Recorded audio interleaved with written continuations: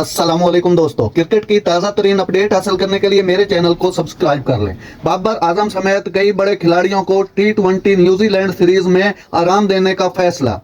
पाकिस्तान के head coach Azhar Mahmood ने New Zealand के खिलाफ चंद मैचों में कप्तान बाबर आजम को आराम देने का इम्कान का जिक्र किया। महमूद ने पिंडी क्रिकेट स्टेडियम में प्रेस कॉन्फ्रेंस करते हुए इंकशाफ किया कि हम बाबर को आराम जरूर दे सकते हैं, लेकिन ये सूरत हाल पर मुनहसर है। किसी को भी आराम दिया जा सकता है। हम हालात के मुताबिक देखेंगे कि हम क्या गेम प्लान बना सकते हैं।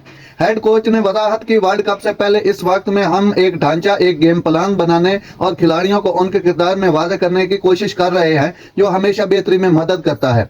महमूद ने मजीद कहा, हमारे पास स्क्वाड में बहुत से नौजवान टैलेंट हैं और हमें अपनी बेंच की ताकत को पहचानने के लिए इन्हें देखना होगा। हम इससे इस्तेफादा करने की कोशिश करेंगे। मकसद 6 जून को अपना पहला T20 वर्ल्ड कप खेलते वक्त बेहतरीन 11 मैदान में उतारी जाए।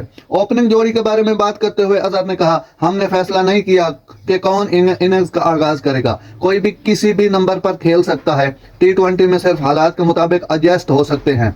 इसके अलावा पाकिस्तान न्यूजीलैंड के खिलाफ 18 अप्रैल से 27 अप्रैल तक रावलपिंडी और लाहौर में 5 मैचों की T20 सीरीज खेलने के लिए तैयार है। शुरू होने वाले हैं मैचेस आज से। नाजरीन, ऐसी बार वक्त खबरें सुनने के लिए मेरे चैनल को सब्सक्राइब कर लें। अल्लाह हाफिज।